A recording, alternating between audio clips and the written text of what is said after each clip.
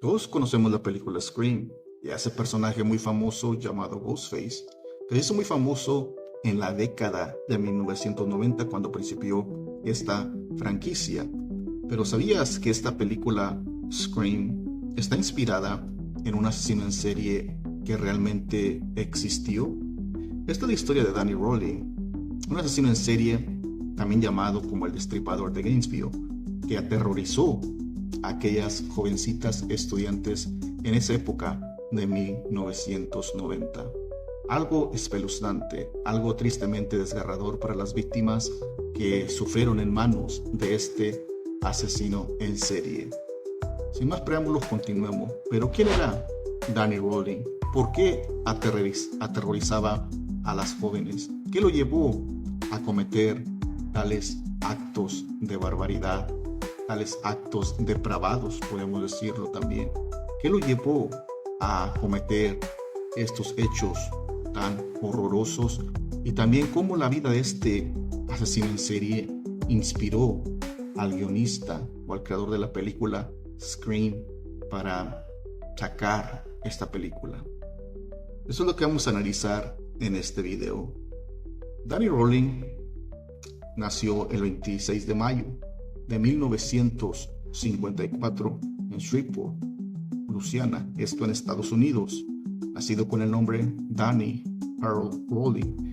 En su familia, que realmente a temprana edad nació en una familia muy controvertida, llena de problemas, pues había violencia ejercida por parte de su padre llamado James Rowling, que su padre pues era un veterano de guerra, tenía estrés postraumático según la policía y no solamente trataba con violencia a su madre, la madre de Danny Rowling, sino que también a Danny, pero el hombre reportaba con violencia, el padre de Danny Rowling, que más tarde se convertiría en el asesino en serie. Él no se comportaba rectamente como un padre cariñoso, sino con violencia, y agredía a su mujer llamada Claudia y también a Danny y a los otros hijos que tenía. Día tras día Danny sufría mucho, sufría los golpes, las palizas y todo el dolor que se puede sentir en un entorno familiar de esa magnitud. Y esto le creó muchos dolores, no solamente físicos por los golpes, sino también traumáticos en la mente, al grado de que llegó un momento en que quiso quitarse la vida, quiso suicidarse por el hecho de que se enfrentó a golpes con su padre. Algo triste, algo lamentable, pero no llegó a este punto. Poco a poco la mente se fue distorsionando y del desarrollo Danny pues de diversos trastornos mentales, desorden antisocial, trastorno de límite de personalidad y entre otras cosas. Encontró refugio por la música, el arte, el consumo de estupefacientes, entre otras cosas, y llegó a tratar, como dije anteriormente, de quitarse la vida. La situación también era insostenible y él tenía que pues poner por todos los modos su existencia, vivir, existir. Dejó los estudios y también se alistó en las Fuerzas Aéreas de Estados Unidos, pero por el consumo de los estupefacientes él no tuvo, bueno, lo sacaron y ya no pudo regresar. Durante un tiempo también vivió con su abuelo, Danny Rowling, y se dedicó a ir más a la iglesia y eso le dio cierta estabilidad. También contrajo matrimonio, tuvo una hija, pero inconscientemente volvió a lo mismo. Aunque yendo a la iglesia se calmó un poco, podemos decirlo, pero después volvió a lo mismo. ¿Por qué? ¿Qué sucedió? Es lo que vamos a estar viendo a continuación. Danny buscaba pues ese mismo tipo de abusos y violencias que él miró en su entorno familiar, como su padre abusaba de su mamá, la golpeaba, y esto se le quedó en la mente, a grado que después él lo replicó, él lo llevó y lo sacó cuando él abusaba de las jóvenes de las estudiantes y las golpeaba también y las maltrataba y abusaba de ellas, solo física también, sino que también abusaba verbalmente, todo como lo sabe, como está registrado por la policía. Pero esa es la infancia, la historia de la infancia de Danny Rolling, el destripador de Gainesville. Luego de divorciarse, pues la salud mental empeoró cuando inició su carrera delictiva. Él cometió pequeños hurtos, robos y también fue encarcelado. Espiaba mujeres en lugares públicos, incluso llegó a abusar de una señora también, y lo detuvieron también por voyeurismo, aunque nunca lo detuvieron por abuso. Y durante la década de los 80s, él saltó de trabajo en trabajo porque no era estable en su trabajo. Y cuando lo despedían, caía nuevamente a la delincuencia, volvía a robar, lo detenían y regresaba a la cárcel, hasta que en noviembre de 1989 asaltó una casa en Shreveport, su ciudad natal, y le quitó brutalmente la vida a toda una familia mientras ellos estaban cenando. Esto es a un padre de 55 años, su hija de 24 y al nieto de 8 años. Y desde allí empezó, podemos decir, la pesadilla para la gente. Pero después nadie supo de ese crimen y él fue llevado, él se fue rumbo a Florida. Hay que recalcar allí eso. Los policías pues no dieron con el responsable, lo buscaron y hasta que pasaron 5 años después, cuando él fue detenido por los asesinatos en Gainesville, la masacre que él cometió en Gainesville, ahí se dieron cuenta que Danny era el mismo que había asesinado a esa familia en Luisiana, porque días después de esa carnicería, esos homicidios, él fue en busca de su padre también para quitarle la vida. Le había quitado la vida a la familia y quizás le gustó, y como su padre también lo había maltratado durante su niñez, pues él fue con su padre, quería vengarse de tanto sufrimiento que había sucedido y agarró el arma y la presionó en el domicilio y le disparó a su padre en el estómago y en la cabeza. Algo triste, algo lamentable. Entonces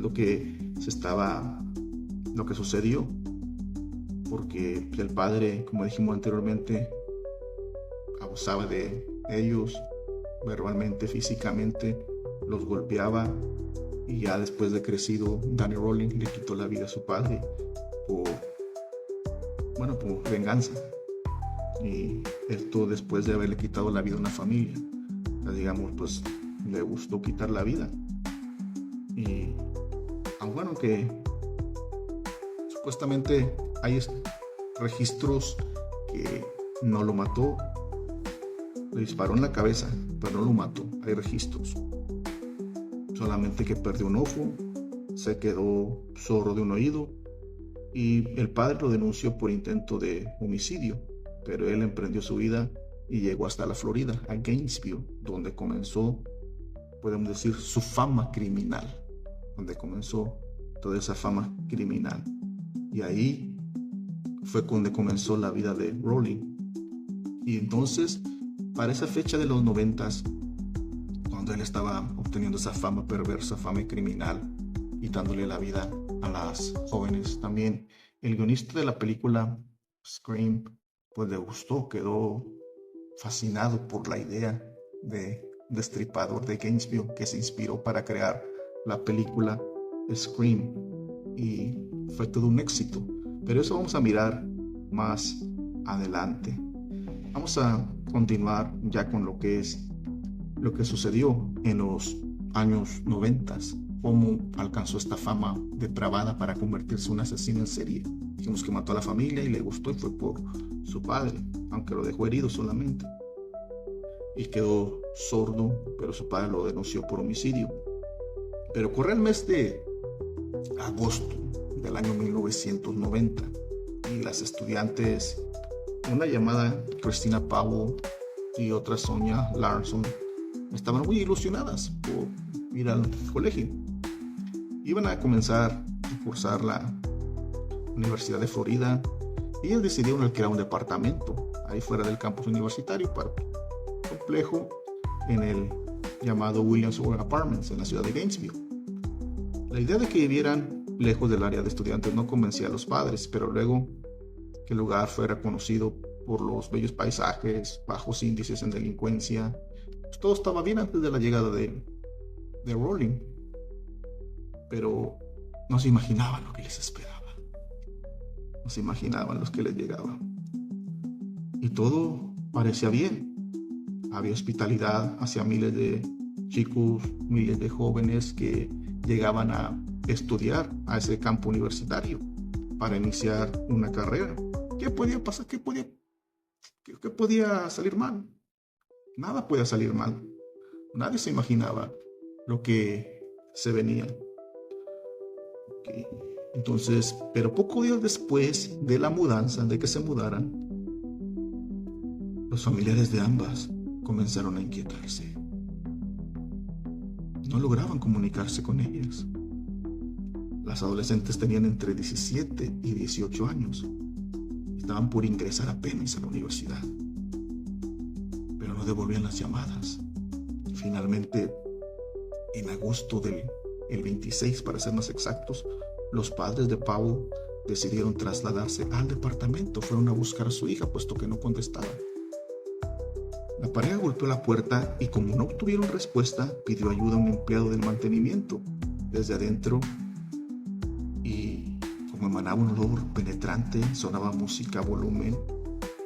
Junto a la encargada del edificio llamada Betty Hunt y un oficial de la policía pudieron ingresar al apartamento y encontraron una escena macabra, una escena que da miedo. Encontraron una escena espeluznante.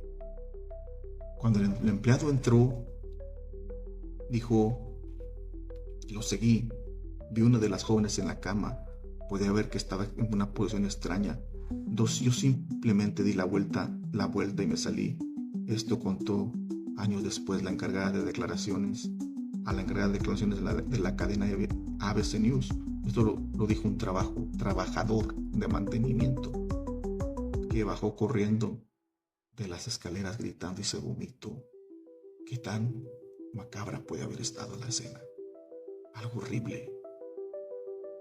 Entonces ese día los investigadores encontraron a Powell muerta en el primer piso del apartamento. Habían abusado de ella, la habían apuñalado y había sido mutilada. También el cuerpo de Sonia Larson, fallado en la segunda planta, en el segundo piso,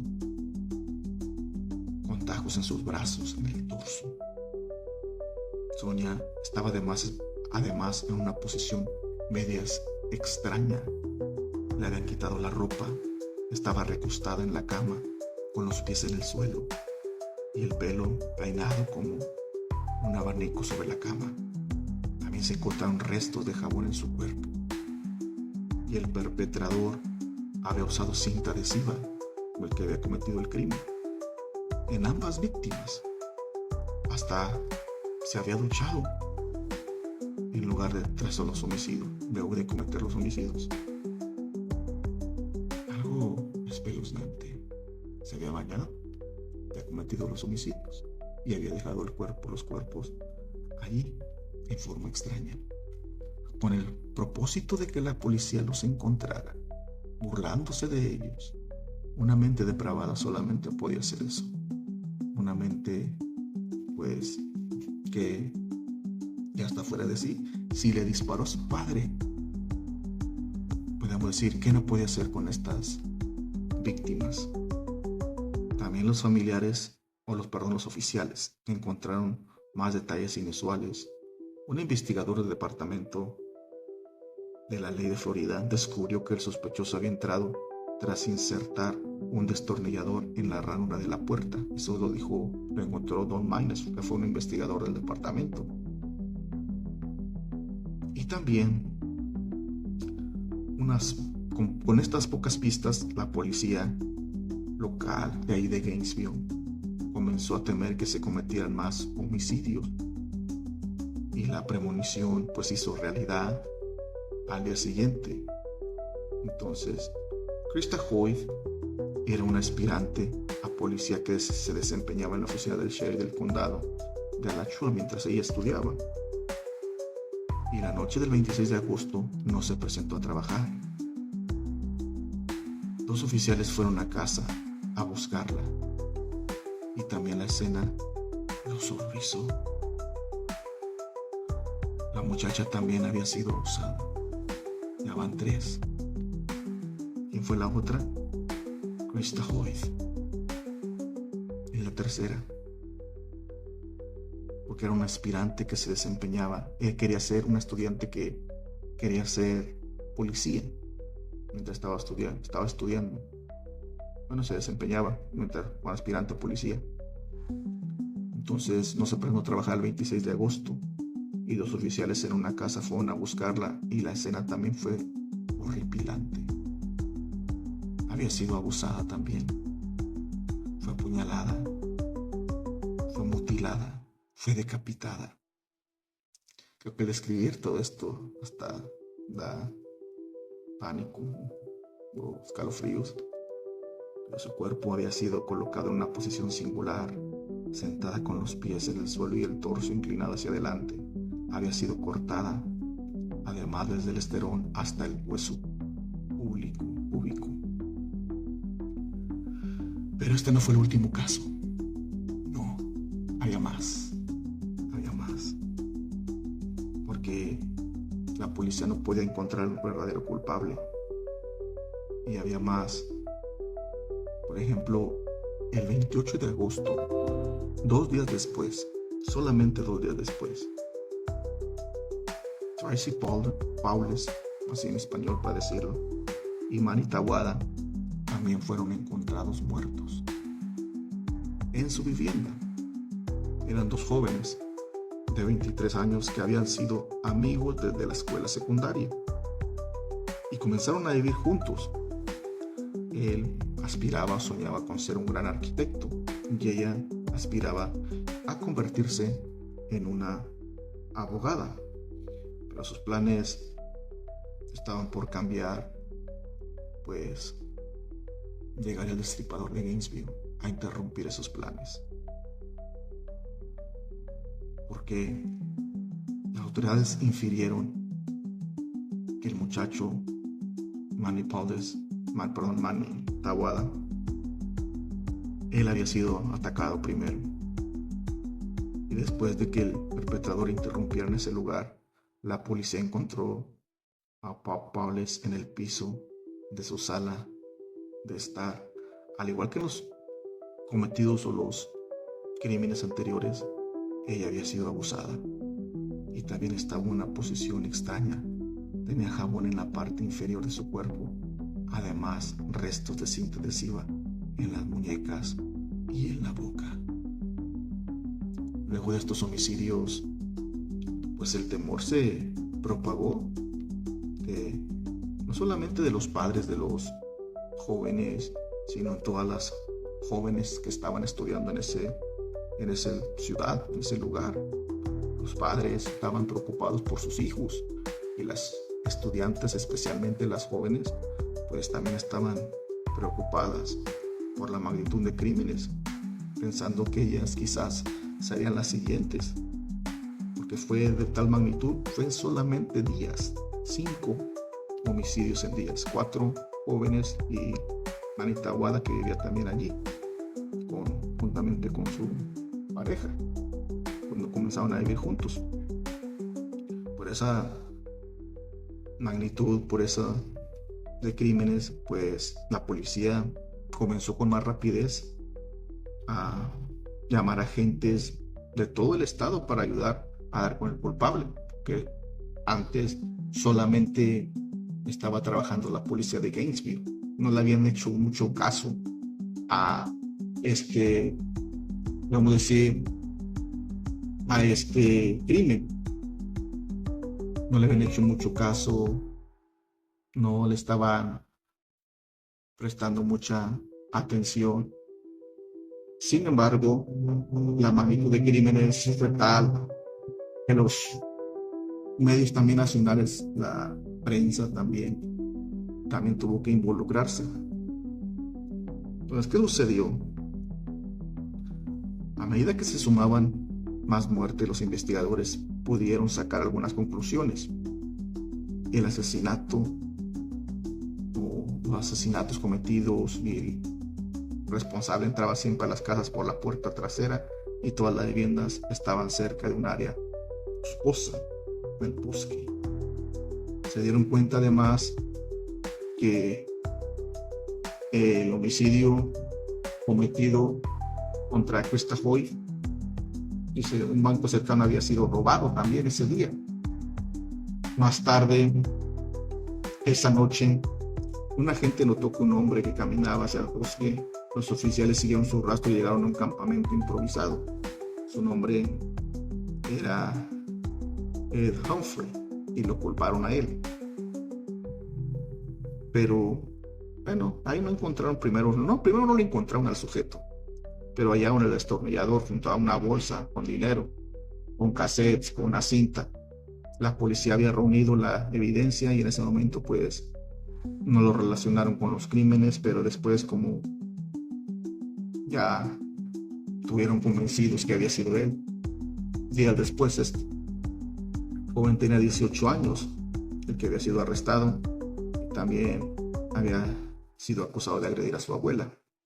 Pero el problema de él era que su ADN no coincidía con los rastros hallados en las escenas. No había alguna...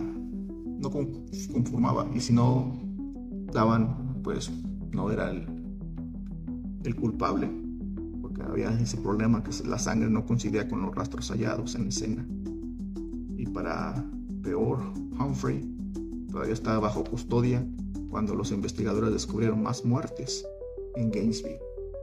Danny seguía actuando y tenía muchos puntos en común con una serie de homicidios sin resolver en Shreveport, Louisiana todavía. El homicidio que había cometido en Shreveport, Louisiana también era de horror, pero ellos habían arrestado a otra persona inocente. ¿Qué sucedió con las muertes en Shreveport? Esto fue el 4 de noviembre, como dije anteriormente.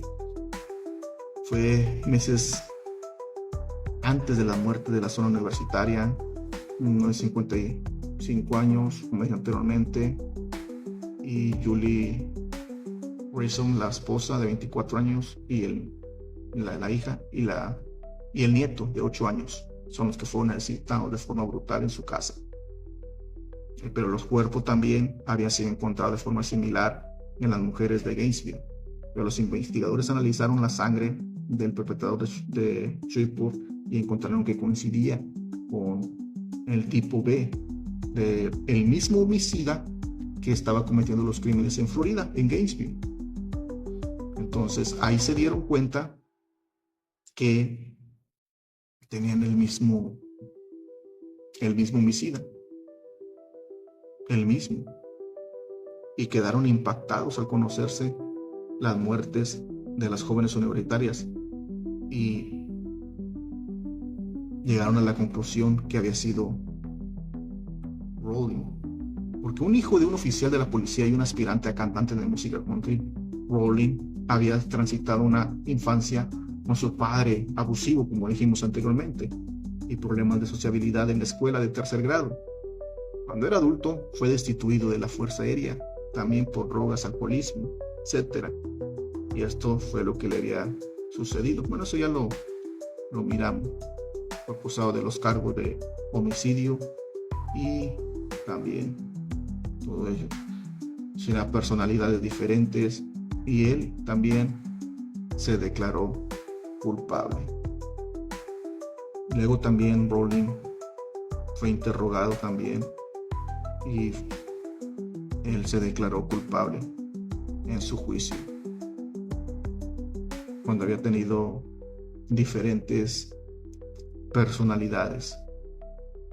Fue enjuiciado por 5 muertes en Gainesville, comenzando desde el 15 de febrero hasta 1994, cuando se comenzó su juicio, y él se declaró culpable, pero debido a que enfrentaba la pena de muerte, quería que un jurado analizara las pruebas Entonces la madre de Danny también testificó, y cuando se le preguntó si alguna vez sintió que su esposo trató mal a su hijo, ella dijo, supongo que sí. Pero ¿qué sucedió con la película Scream? El jurado sentenció a Danny 5 cadenas de muerte por los homicidios. Danny fue ejecutado por inyección letal el 25 de octubre del 2006. Pero antes de su fin, él habló con un pastor y entregó una nota. En ella admitió haberle quitado la vida a los Grimson, allá en Shreveport. Pero la historia de él impactó en los 90 a Kevin Williamson, que fue el guionista de la película Scream. Este guionista buscaba destacar en Hollywood y escuchó sobre los homicidios mientras miraba la televisión y los utilizó como base de la película Scream, que se estrenó en 1996 y fue uno de los largometrajes de terror más recordados de las últimas décadas. Hay que recalcar eso, porque todos conocemos a este personaje de Ghostface, se le conoce, pero a veces pues no se pone a pensar de dónde viene todo eso, de dónde viene todo ello, porque de ahí fue donde se inspiró, porque él dijo, soy culpable como Géminis, un ser sediento de sangre, pero la persona que siente un profundo remordimiento, él dijo, escribió es que tenía su página web también, Rowling, y su caso inspiró a la película de terror. Y él tenía 52 años cuando fue arrestado, cuando fue ejecutado. Y todo esto se le atribuyen a él. Pero nada de lo que haya hecho, yo pienso que nada de lo que se hace, de lo que se le puede hacer, los abusos, deben de convertir a una persona en un asesino en serie. Porque es cierto, se puede a veces pues caer, pasar por situaciones difíciles, ser maltratados por los padres, incluso, pero eso no da lugar a desquitarse con la sociedad o con los demás personas, porque mi pregunta es, ¿qué culpa tienen las demás personas? ¿Qué culpa tiene la gente de que los padres pues le hagan mal, abusen de ellos o también los maltraten, los golpeen? Pues eso no le da lugar para que se convierta la persona en un asesino en serie, o no justifica los crímenes que se cometerán, porque personas pagarán con su vida, pero no lo justifica. El hecho de que un padre maltrate a su hijo, eso, según mi punto de vista, por supuesto, quizás pueden pensar diferente a mí, pero según mi punto de vista no le da lugar a la persona que está siendo maltratada por su padre a que actúe de esa forma y se desquite ya sea con las demás personas, con las jóvenes, porque esto es algo aterrador, lo que es este personaje, algo aterrador que llegaron a replicar a la pantalla grande hasta Hollywood, y muchos están llegando a replicar porque hay fans incluso de asesinos en serie que por diversión están haciendo o están cometiendo homicidios, quieren parecerse imitar a sus asesinos en serie favoritos, pensando que eso es algo bueno, pero sin saber que eso es algo espantoso, algo terrible, algo que lo está dejando marcado para siempre. Llegan el caso que estos asesinos en serie, en caso llegan a arrepentirse, porque como vimos, Danny Rowling fue impulsado por la violencia en el hogar por parte de su padre, que prácticamente él lo justificaba diciendo que fue por su padre que él se convirtió en un, podemos decir, asesino en serie, que su padre maltrataba a su madre y él aprendió de allí. Bueno, pero no siempre sucede lo mismo, porque conozco personas que su padre fue alcohólico y ellos no son alcohólicos, aunque suele suceder en casos diferentes, como que personas que tienen padre alcohólico y ellos son alcohólicos, pero no siempre es el caso. Hay hijos que tuvieron padres alcohólicos, pero ellos no son así. Hay hijos que tuvieron padres delincuentes, pero ellos no son así. Por eso, vuelvo y repito, mi punto de vista es que eso no debe justificar el hecho de que una persona se convierta en un asesino en serie. Eso ya va en la moral de la persona, porque sabemos lo que es bueno, sabemos lo que es malo y sabemos que, bueno, nuestras acciones somos responsables y sabemos que también hay consecuencias de nuestras acciones, nuestros actos. Va a haber consecuencias, va a repercutir, hay un karma que también se le llama, que va a llegar a la persona. Si la persona pues se porta mal, pues alguien se va a portar mal contra esa persona. Y tarde o temprano les cae el peso de la ley, como dice seguro a Wally. Pero hasta aquí vamos a dejar este video. Si le gustó el video, denle me gusta, también compártalo y ayúdenos a llegar a más personas. Gracias por llegar a este punto del video.